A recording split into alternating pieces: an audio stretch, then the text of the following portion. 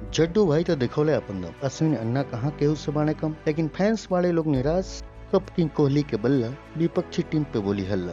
कल शाम तक गंभीर और विराट कोहली के इंटरव्यू के मजा लेते रहने जा। गंभीर भाई विराट कोहली के तारीफों के पुल बांधत रहना आ उ बात तो एकदम सत्य बा। ऊपर से गंभीर पहले भी कहले बाने कि विराट कोहली बल्लेबाजी के शहंशाह बाने, मतलब जेकरी नावे इंटरनेशनल क्रिकेट में 80 गो शतक बा, वो बैटिंग के शहंशाह तो कहले जाई।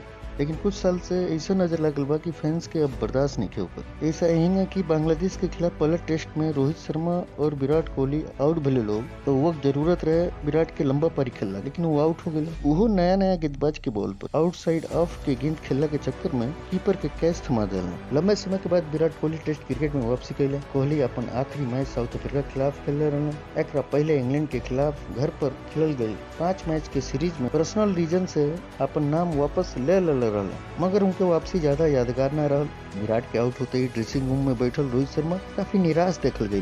34 रन पर 3 विकेट खोलने के बाद इंडिया की हालत खराब दिखत रही। पंत और जायसवाल के बीच 65 रन के साझेदारी इंडिया के मुश्किल से निकाल दिला। सिर्फ जड्डू भाई और अश्विन अन्ना के 100+ के पार्टनरशिप पहले लोग। विराट कोहली के फेल भइला से फैंस थोड़ा दुखी भइल लोग दुखी ओखल बनता कहे कि विराट शहंशाह बने इंटरनेशनल क्रिकेट में। ऐसे ही मजेदार खबर खातिर लाइक सब्सक्राइब जरूर करी जाए।